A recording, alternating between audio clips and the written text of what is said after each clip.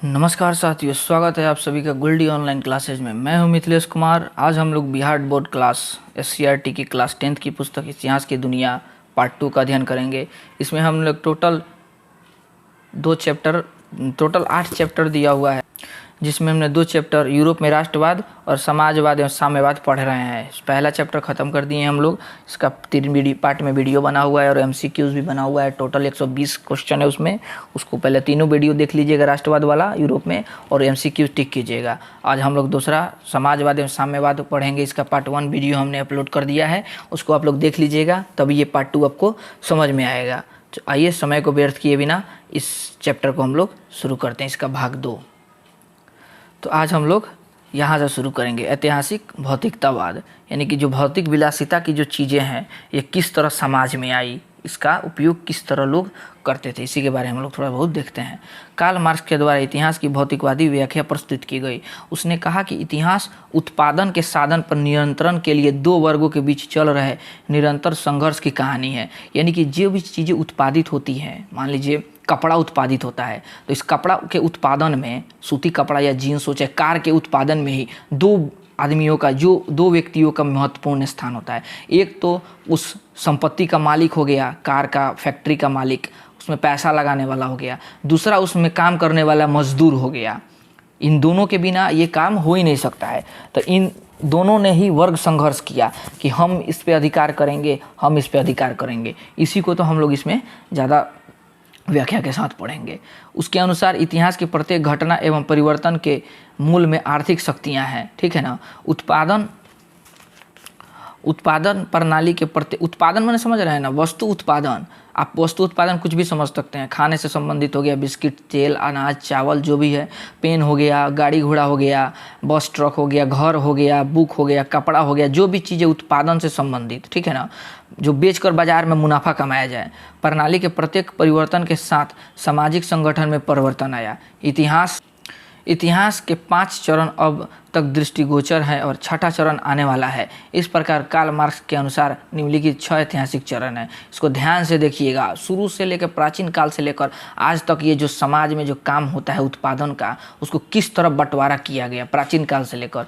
पहला है आदिम साम्यवादी युग, यानी कि पुराने समय के आदि मानव का समय। उसके बाद दासता का युग आया, यानी कि लोगों को गुलाम बना के, दास बना के उनसे उत्पादन करवाया जाता था सामान को और बेचा जाता था। उसके बाद सामंती युग आया। बाद में छोटे छोटे राज्य मिलकर सामंत बन गए और अपना अपना राज्य में उत्पादन करते थे। उसके बाद पूंजीवादी युग आया, जो औद्योगिक क्रांति के बाद में आया। पूंजीवादी लोग क्या किए, अपना फैक्ट्री बना लिए और संपत्ति बना के धनी मनी बन गए और छोटे मजदूरों को ज़्यादा शोषित और प्रताड़ित करते थे। उसके बाद जब पूंजीवादियों के विरुद्ध संघर्ष किया गया और जब नियम कानून बन गया, राजा का शासन को हटा दिया गया, तब समाजवादी युग आया, यानी कि समाज में सबके बारे में सोचा जाए। उसके बाद से समाज के पक्ष या समर्थन में विचारधारा हो, यानी कि वहाँ के लोगों का जीवन निर्वाह कैसा हो, लोगों का खान पान कैसा हो, लोगों का स्वास्थ्य लेवल कैसा हो, लोगों का शिक्षा का लेवल कैसा हो, सड़क कैसा हो, घर कैसा हो, इस तरह के बारे में सोचा गया। उसके बाद साम्यवादी युग आया। और जब इस तरह का हो गया तो इस सब पे कंट्रोल कौन करेगा? आदमी कंट्रोल तो नहीं करेगा, तो मतलब उस देश का सरकार कंट्रोल करेगा। तो इस साम्यवाद आ गया, ठीक है ना। अब इतना आप लोग देख लिए। 5 चरण में, 6 चरण में हो गया है और 7वां चरण आने वाला है, ठीक है ना। अब आइए हम लोग मार्क्स और प्रथम राष्ट्रीय संघ देखते हैं, यानी कि मार्क्स आए और प्रथम राष्ट्रीय संघ कैसे बनाए। तो समाजवादी आंदोलन करवाए हैं। ये जो यूटोपियन था सब वो आंदोलन नहीं करने देता था। मार्क्स जब आए तो उसके बाद ही बोले कि अपना हक छीनिए मिल मालिकों से, अपना हक मांगिएगा तो लोग नहीं देगा, लड़ के छीनना होगा आपको तभी देगा। एक बहुत ही बढ़िया लाइन है, जब किस्मत मुंह पे दरवाज़ा बंद कर देती है तो खोलना नहीं, उस दरवाज़ा को तोड़ना पड़ता है। तो जब आपका हक छीन लिया जाए ना, तो मांगिए नहीं, लड़ के छीनिए, ठीक है ना। यही चीज़ कहना चाहते थे कार्ल मार्क्स। 1864 में प्रथम अंतर्राष्ट्रीय संघ की स्थापना हुई। ये कार्ल मार्क्स के समय हुआ। इस संघ की स्थापना के श्रेय मार्क्स को दिया जाता है।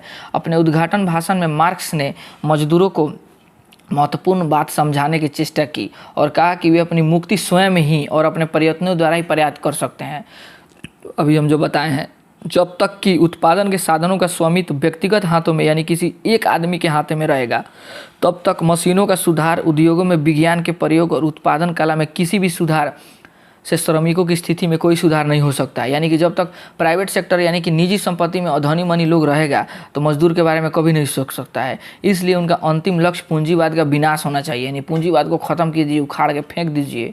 इस सम्मेलन में नारा बुलंद किया गया, अधिकार के बिना कर्तव्य नहीं और कर्तव्य के बिना अधिकार नहीं। इसको याद कर लीजिएगा। किस सम्मेलन में किया गया? तो 1864 के प्रथम अंतर्राष्ट्रीय सम्मेलन संघ में किया गया था। द्वितीय अंतर्राष्ट्रीय संघ, विभिन्न देशों के समाजवादी दलों को एक अंतर्राष्ट्रीय संगठन के तहत एक कर दिया गया और 14 जुलाई 1889 को पेरिस में एक सम्मेलन हुआ जिसमें 20 देशों के 400 प्रतिनिधियों ने भाग लिया। इसे द्वितीय अंतर्राष्ट्रीय संघ के नाम से जाना जाता है। इस संघ की स्थापना मार्क्सवादी समाजवाद के तेजी से फैलने का द्योतक है। इस सम्मेलन में यह निर्णय लिया गया कि प्रत्येक वर्ष 1 मई के दिन मजदूर वर्ग की एकता के रूप में मनाया जाएगा। यहीं से मजदूर दिवस का शुरुआत हुआ। आगे देखिए किस तरह का हुआ। मजदूरों के लिए 8 घंटे के कार्य दिवस की मांग किया जाना भी तय किया गया। इसका अंतर्राष्ट्रीय सचिवालय ब्रुसेल्स में स्थापित किया गया। 1 मई 1890 को सारे यूरोप और अमेरिका के लाखों मजदूरों ने हड़ताल और प्रदर्शन किया। तब से 1 मई को अंतर्राष्ट्रीय मजदूर दिवस के रूप में सारे संसार में मनाया जाता है। इसको आप लोग घेर लीजिएगा जिस तरह हम घेरे हुए हैं। द्वितीय अंतर्राष्ट्रीय संघ की सबसे बड़ी उपलब्धि थी सैन्यवाद एवं युद्ध के विरुद्ध आंदोलन तथा सभी राष्ट्रों की बुनियादी समानता तथा राष्ट्रीय स्वतंत्रता, उनके अधिकार पर जोर दिया जाए। इस प्रकार समाजवादी आंदोलन को अंतर्राष्ट्रीय स्तर पर एक मजबूत आधार मिलने पर श्रमिकों में विश्वास एवं आशा का संचार हुआ कि इतिहास उनके तरफ है तथा भविष्य के एक ऐसे संसार का निर्माण होना है जो शोषण एवं उत्पीड़न से मुक्त होगा। आज भी राजमिस्त्री आता है तो उसका रेट फिक्स है। अब जितना भी रेट हो 400, 500, 600, उसमें आप 1 रुपया भी कमी नहीं कर सकते हैं। इसी के बदौलत हुआ है, ठीक है ना। अब पहले क्या था, काम आपसे करा लेगा सब, उसका मन जितना हो उतना देगा। आप कुछ बोल भी नहीं सकते हैं, समित कहीं आप काम कर भी नहीं सकते हैं, उस सब पे कब्जा किया हुआ है। लेकिन जब समाजवादी सब क्रांतिकारी आंदोलन हुआ, इसके बाद रेट फिक्स कर दिया गया। MSP, MPS क्या क्या होता है, ठीक है ना। आज लेबर होगा हमारा 250 रुपया लेम तो लेम, आप तो 250 से 1 रुपया कम करके ना दे दीजिए, तब आंदोलन उस सबको देगा। तो यही कारण है, ठीक है ना। उसके बाद देखिए हम लोग अब रूसी क्रांति हम लोग पढ़ेंगे। तो रूसी क्रांति पढ़ेंगे तो रूस के बारे में थोड़ा हम सब डिटेल जान जाते हैं।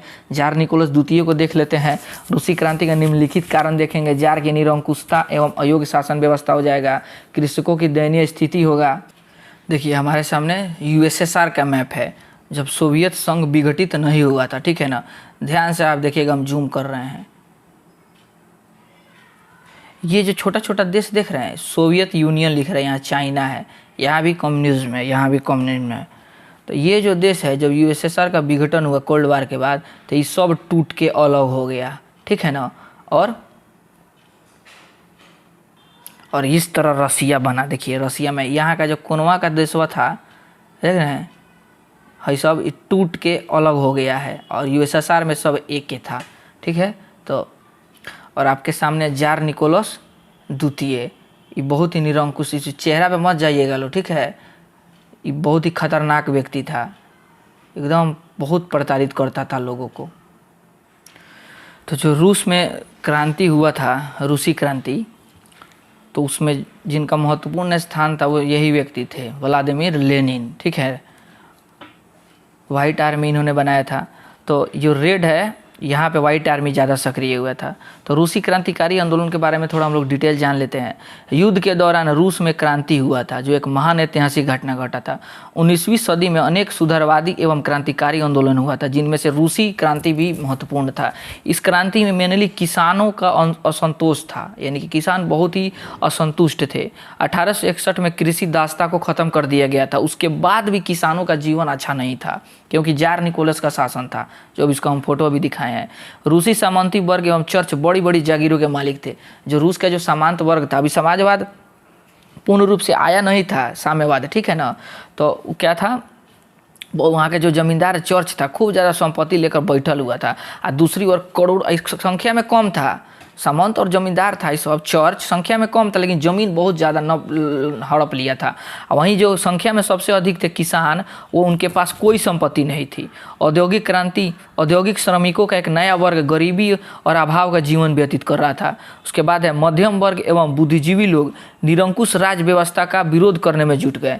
जो मध्यम बीच का वर्ग था और बुद्धिजीवी लोग थे, जो ज्ञानी पढ़े लिखे लोग थे, उनके साथ भी ये सब तो अत्याचार करता था। इन लोगों ने एक प्लान बनाया कि किसी भी तरह हो जाए, जार माने देखिए रूस के राजा को जार कहा जाता है। क्या कहा जाता है? रूस के राजा को जार कहा जाता था। तो जार निकोलस द्वितीय यानी कि राजा निकोलस द्वितीय जो था, उसको हटाने में सब लोग लगे हुए थे, ठीक है ना। 1898 में बहुत सारे समाजवादी गुटों ने मिलकर एक समाजवादी लोकतांत्रिक श्रमिक दल का गठन किया, जिसको बाद में हम लोग सोशल डेमोक्रेटिक लेबर पार्टी का नाम दिया गया था, ठीक है ना। उसके बाद 1905 में हम ब्रीफ नॉलेज अभी दे रहे हैं, ठीक है, बुक में डिटेल करेंगे। ब्रीफ नॉलेज आप इसको, एक आपका पृष्ठभूमि तैयार हो जाएगा, सोचने का क्षमता आपको बन जाएगा। हम जो बात बोलेंगे उसको ध्यान से सुनिएगा। 1905 में रूस में एक प्रक्रांति हुई, जिसके फलस्वरूप जॉर्ज निकोलस द्वितीय का ड्यूमा, मतलब जो जॉर्ज निकोलस द्वितीय था, वो कुछ बात मान लिया, ठीक है। ड्यूमा का स्थापना किया और वो लोकतांत्रिक अधिकार वहाँ के लोगों को दे दिया, ठीक है ना। इस दौर में श्रमिकों का एक नए प्रकार का संगठन जन्म लिया, जिसे सोवियत कहा जाता था। तो सोवियत किसका संगठन था? श्रमिकों और किसानों का संगठन था, ठीक है। 12 मार्च 1917 की वो घटना घटी, जिसे फरवरी क्रांति कहा जाता था। इसे इस संज्ञा इसलिए कहा जाता है क्योंकि 12 मार्च है और फरवरी क्रांति कह रहे हैं। इसका मतलब समझ रहे हैं, कहे कि रूस के पुराने पंचांग के अनुसार उस दिन 27 फरवरी था, ठीक है ना, यानी कि पुराना कैलेंडर था वो पीछे चलता था। उसके बाद हम लोग आगे अक्टूबर की क्रांति पढ़ेंगे। अक्टूबर में बोल्शेविकों ने विद्रोह कर दिया और 25 अक्टूबर 1917 को श्रमिक माने मजदूर और सैनिकों के प्रतिनिधियों की सोवियतों की अखिल रूसी कांग्रेस की बैठक बुलाया गया। इसमें सैनिक थे और बहुत सारे लोग थे। देखिए, सुबह 10 बजे रूस के नागरिकों के नाम लेनिन का संदेश आता है। उसमें कहा जाता है कि अस्थायी जार के सरकार को हटा दिया जाए, लोकतांत्रिक शांति की अविलंब स्थापना की जाए, भूस्वामित्व की समाप्ति यानी कि जमींदारों को हटा के फेंक दिया जाए, उत्पादन पर श्रमिकों को अधिकार दे दिया जाए, सोवियत सत्ता की स्थापना किया जाए, जिसका उद्देश्य लोगों ने संघर्ष किया एवं उसको संघर्ष के रूप में इसको प्राप्त किया, ठीक है ना। आज जब ये घोषणा किए ना, उसके बाद जितने भी किसान लोग थे वो लाठी भाला फारसा कुदार लेके गया लो और जमींदार वर्ग को पीट पाट के उसका संपत्ति को हड़प लिया लो, बांट लिया लो, ठीक है ना। उसके बाद रात को 10:40 पर श्रमिकों तथा सैनिकों के प्रतिनिधियों ने क्या किया? अखिल रूसी बैठक बनाया और उस समय अस्थायी सरकार के मुख्यालय कहाँ बनाया गया था? विंटर पैलेस में बनाया गया था, ठीक है, जो केरेंस्की का शासन था। जारशाही प्रथम विश्व युद्ध के दौरान समाप्त करने वाला पहला राजवंश था। जारशाही प्रथम विश्व युद्ध के दौरान समाप्त करने वाला माने पहला राजवंश था। युद्ध के समाप्त होने के पूर्व 2 राजवंशों का पतन हुआ, जिसमें से एक था जर्मन राजवंश और दूसरा ऑस्ट्रिया हंगरी का राजवंश था, ठीक है ना। आइए, इसको हम लोग ब्रीफ नॉलेज तो दे दिए, अब थोड़ा सा इसको हम लोग किताब पे देखते हैं। 1917 का बोल्शेविक क्रांति देखते हैं। 20वीं शताब्दी के इतिहास में एक महत्वपूर्ण घटना रूस की क्रांति थी। इस क्रांति ने रूस के सम्राट अथवा जार के एकतंत्रीय निरंकुश शासन का अंत कर मात्र लोकतंत्र की स्थापना की पर्यंत नहीं किया, बल्कि सामाजिक, आर्थिक और व्यावसायिक क्षेत्र में कुलीनों, पूंजीपतियों और जमींदारों की शक्ति का अंत किया तथा मजदूरों और किसानों की सत्ता को स्थापित किया। यानी कि जो रूसी क्रांति हुआ, बोल्शेविक क्रांति 1917 का, इसका मतलब ये हुआ कि उसने जार के निरंकुश शासन को ही खत्म नहीं किया, बल्कि उसके साथ साथ लोकतंत्र की स्थापना किया। उसके बाद से सामाजिक क्षेत्र में, आर्थिक क्षेत्र और व्यावसायिक क्षेत्र में जितने भी पूंजीपति लोग थे, अपना पैर जमा के बैठे हुए थे, मजदूरों का शोषण कर रहे थे, उनको उखाड़ के फेंक दिया गया और किसानों को सत्ता सौंप दी गई। रूस के बोल्शेविक क्रांति सही मायने में नवंबर 1917 में संपन्न हुई। इस क्रांति ने एक नई राजनीतिक सामाजिक व्यवस्था, साम्यवाद का आदर्श उपस्थित करने के साथ साथ विश्व में सर्वप्रथम सर्वहारा वर्ग की सत्ता स्वीकृति का भी प्रयास किया। कौन सा क्रांति? 1917 का बोल्शेविक क्रांति। ये सोवियत रूस का मानचित्र है, ठीक है। उसके बाद आइए इसका हम लोग कारण देखते हैं। इस क्रांति के निम्नलिखित कारण थे। कौन? 1917 क्रांति के। पहला क्रांति था जार का निरंकुशता एवं अयोग्य शासन। 1917 से पूर्व रूस में रोमनोव राजवंश का शासन था। इस समय रूस के सम्राट को जार कहा जाता था। रूस में एक कठोर राजनीतिक संरचना स्थापित हुई। 19वीं सदी के मध्य एक यूरोप की राजनीतिक संरचना परिवर्तन हो चुकी थी तथा राजतंत्र की शक्ति सीमित हो चुकी थी, परंतु रूसी राजतंत्र अपने विशेषाधिकार छोड़ने के लिए तैयार नहीं था। जार निकोलस द्वितीय, जिसके शासनकाल में क्रांति हुई, राजा के दैवीय अधिकारों में विश्वास करता था। उसे आम लोगों के सुख दुख का कोई चिंता नहीं था। जार ने जो अफसरशाही बनाई वह अस्थिर जड़ और अकुशल थी। अस्थिर जड़ यानी कि कोई बेस्ट लोग उसमें नहीं था जो उसको अच्छा राय दे।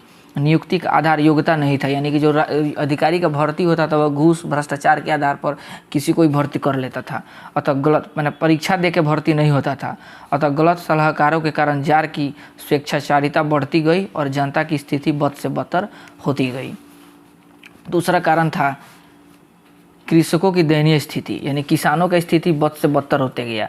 रूस में जनसंख्या का बहुसंख्यक भाग कृषक है, यानी कि जितना रूस है ना उसका लगभग 80% से ऊपर लोग किसान थे, परंतु उनकी स्थिति अत्यंत दयनीय थी। 1861 में ही जार अलेक्जेंडर द्वितीय के द्वारा कृषि दास्ता समाप्त किया गया था। 1861 में कृषि दास्ता समाप्त किया गया, किसके द्वारा? अलेक्जेंडर द्वितीय के द्वारा। इसको रट लीजिए लो।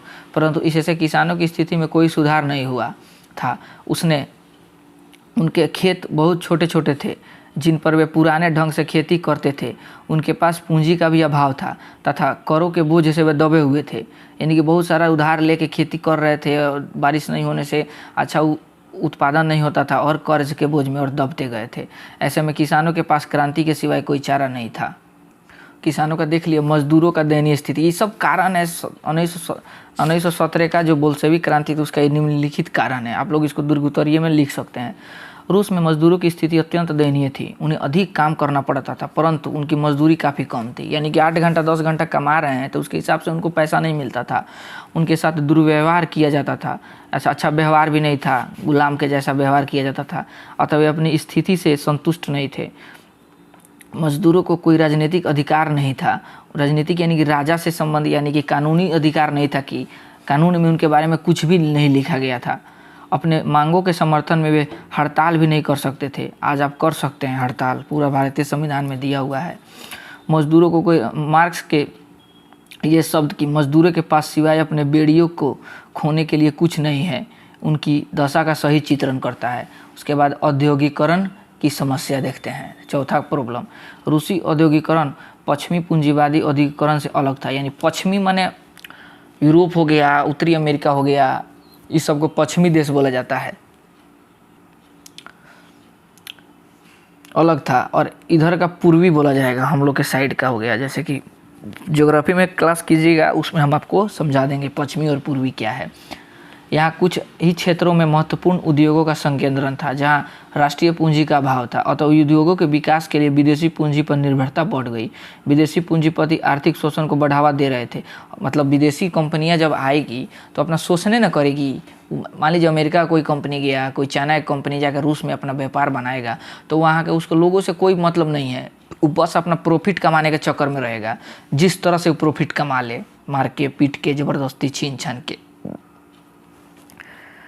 पांचवा कारण था रूसीकरण की नीति। सोवियत रूस विभिन्न राष्ट्रीयताओं का देश था, यानी कि बहुत सारे उसमें विचार के, भाषा के, धर्म के लोग उसमें रहते थे।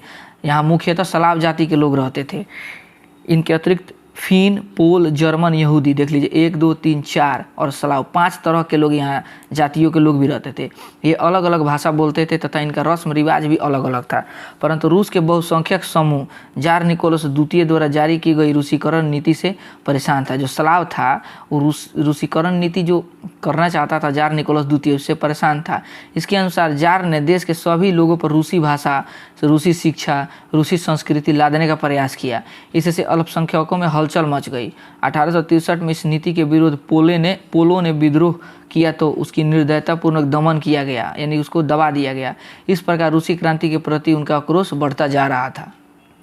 आज भारत में ही मोदी जी भारतीयकरण कर दें, साउथ इंडिया में चारों तरफ पूरा ऑल इंडिया में हिंदी भाषा थोपा जाए, हिंदू धर्म अपनाने के लिए जोर दिया जाए, तो बताइए क्या असर होगा भारत के। कल्पना करने से ही देश सिहर जाता है, समझ रहे हैं ना। लेकिन गृह युद्ध हो जाएगा बहुत व्यापक रूप से, क्या कि यहाँ पे डेग डेग पे भाषा बदलता है और कोस कोस पे भाषा बदले, डेग डेग पे पानी, इस तरह का यहाँ का कहावत है, ठीक है ना। तो ये गलत चीज़ है। उसी तरह ये जार निकोलसवा करना चाहता था। उसका छठा कारण था विदेशी घटनाओं का प्रभाव। पहला है क्रीमिया का युद्ध जो 5 अक्टूबर 1853 से 10 मार्च 1856 तक काल सागर के बीच में चला था। रूस की क्रांति में विदेशी घटनाओं की भूमिका भी अत्यधिक महत्वपूर्ण थी। सर्वप्रथम क्रीमिया के युद्ध में रूस की पराजय ने उस देश में फालतू का युद्ध लड़ रहा था जार निकोलस ईगो हटाने के लिए अपना सुधारों का युग प्रारंभ किया। तत्पश्चात 1904 से 5 के रूस जापान युद्ध हुआ था, ये भी अपना ईगो के लिए हार गया। युद्ध ने रूस में पहली क्रांति को जन्म दिया। संभवतः प्रथम विश्व युद्ध में बोल्शेविक क्रांति का मार्ग खुल गया। सेकेंड युद्ध है जापान से पराजय तथा 1905 की क्रांति। जब जापान से हारा तो 1905 का क्रांति हुआ था। 1905 के ऐतिहासिक रूस जापान युद्ध में रूस बुरी तरह पराजित हुआ। इससे पूर्व निरंकुश जारशाही विभिन्न मोर्चे पर अपनी विफलताओं को रूसी जनता से छिपाती रही, यानी कि जहाँ जहाँ हारता था ना तो रूस के लोग को नहीं बताता था आज से पहले। लेकिन ये जो युद्ध हुआ हार गया ना जापान से, सोवियत संघ मास्को तक खदेड़ दिया जापान, पूरा कब्जा कर लिया था। तो लोग बचा बचा जान गया कि ख़त्म हो गया, राजशाही व्यवस्था ख़त्म हो गया। लेकिन उसके लिए सुदूर पूर्व की पराजय को जनता ने से छिपाना मुश्किल हो गया। रूस के पूर्व में जापान है, ठीक है ना। बचे खुचे फटेहाल सैनिक जब वापस लौटे तो सारा देश स्तब्ध था, हैरान हो गया लोग कि बाप रे इतना बड़ा महान देश है, कैसे हार गया। महानता का भरम टूट चुका था। रूस एशिया के छोटे से देश से पराजित हुआ था। वस्तुतः इस पराजय के कारण 1905 में रूस में क्रांति हो गई। 9 जनवरी 1905 को लोगों का समूह रोटी दो के नारे के साथ सड़कों पर प्रदर्शन करते हुए सेंट पीटर्सबर्ग स्थित महल की ओर जा रहा था, परंतु जार की सेना ने इस निहत्थे लोगों पर गोलियां बरसाईं, जिसमें हजारों लोग मारे गए। इससे 22 जनवरी के नाम से जाना जाता है। पुराने कैलेंडर में 9 जनवरी 1905 को, ठीक है ना, 22 जनवरी को खूनी रविवार के नाम से जाना जाता है, लाल रविवार। इस नरसंहार की खबर सुनकर पूरे रूस में सनसनी फैल गई। देखिए कल 22 जनवरी को खूनी रविवार, ये घटना कब घटा था? 9 जनवरी को। 9 जनवरी को घटना घटा, ठीक है। अब मनाया जाता है 22 जनवरी को, काहे कि जो पुराना कैलेंडर था ना वो पीछे चलता था, 13 या 15 दिन घटा लीजिएगा, पीछे चलता था। तो पीछे घटना 9 जनवरी को हुआ और जब नए का कैलेंडर आया तो वो आगे बढ़ गया, तो इसको 22 जनवरी, 9 के बाद है ना 22 आएगा, 22 जनवरी कहा जाने लगा, खूनी रविवार। इस नरसंहार की खबर सुनकर रूस में सनसनी फैल गई। इस क्रांति में किसानों का व्यापक भागीदारी हुई। अंत में सरकार झुक गई तथा 1905 ईस्वी में एक प्रतिनिधित्वात्मक संस्था ड्यूमा का गठन किया गया, परंतु ड्यूमा का गठन राजा किया जार निकोलस और कुछ लोकतांत्रिक बातों को इसने मान लिया। 1906 ईस्वी तक जैसे ही क्रांति का शक्ति कमजोर हुई, रूसी क्रांति ने ड्यूमा के कुछ अधिकार छीन लिए। यद्यपि 1905 की क्रांति विफल रही, परंतु भीतर भीतर आग सुलझती रही और 1917 ईस्वी में एक महान क्रांति के रूप में प्रकट हुई, जिसे बोल्शेविक क्रांति कहा जाता है, लेनिन के नेतृत्व में। आइए हम लोग अब 7वां पॉइंट, रूस में मार्क्सवाद का प्रभाव एवं बुद्धिजीवों का योगदान देखते हैं। रूस की क्रांति से पूर्व एक वैचारिक क्रांति भी देखी जा सकती थी। लियो टोल्स्टॉय, अन्ना कैरेनिना इनका रचना है। इनका एक और रचना है war and piece. Dostoevsky, Turgenev जैसे चिंतक एक नए विचार को प्रोत्साहन दे रहे थे। जैसे लियो टोल्स्टॉय है, इन्होंने 2 रचनाएं की, अन्ना कैरेनिना और वार एंड पीस। रूस के औद्योगिक मजदूरों पर कार्ल मार्क्स के समाजवादी विचारों का पूर्ण प्रभाव था। मार्क्सवादियों ने मजदूरों के बीच काम करना शुरू कर दिया तथा उनके संगठन भी बढ़ रहा था। रूस का पहला साम्यवादी प्लेखानेव था। इस क्वेश्चन को याद रख कीजिएगा, जो रूस में जारशाही की निरंकुशता समाप्त करके साम्यवादी व्यवस्था की स्थापना करना चाहता था।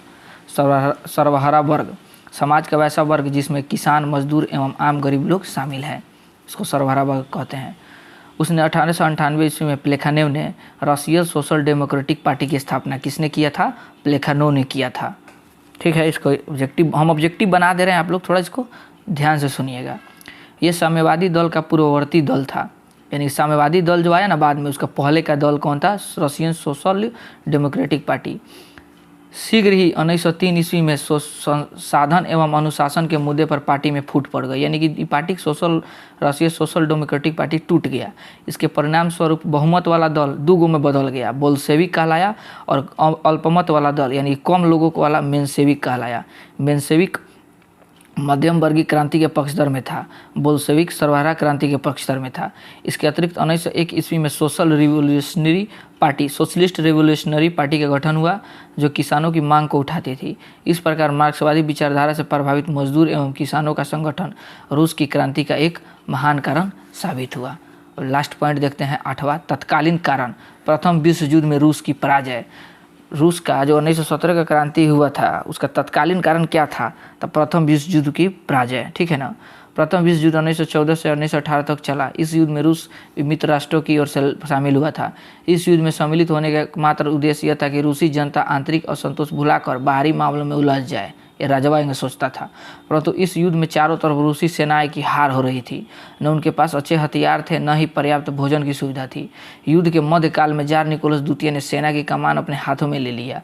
परिणाम स्वरूप दरबार खाली हो गया तथा उसकी अनुपस्थिति में जरीना, जो जार निकोलस की पत्नी थी, और उसके तथाकथित गुरु रासपुटिन, जो पादरी थे, इनको षड्यंत्र करने का मौका मिल गया, जिसके कारण राजवंश की प्रतिष्ठा और भी गिर गई, ठीक है ना। चलिए हम लोग आज तक के लिए इतना ही। तीसरा वीडियो हम लोग मतलब इसके बाद वाला थर्ड पार्ट में हम लोग देखेंगे। अगर आप इस चैनल पर नए हैं तो प्लीज़ चैनल को लाइक एंड सब्सक्राइब कीजिए और अपने दोस्तों को शेयर कीजिए, अपने व्हाट्सएप पे शेयर कीजिए। अपना व्यक्तित्व ऐसा बनाए कि महिलाएं भी आपके साथ सुरक्षित महसूस करें। Thank you. जय हिंद।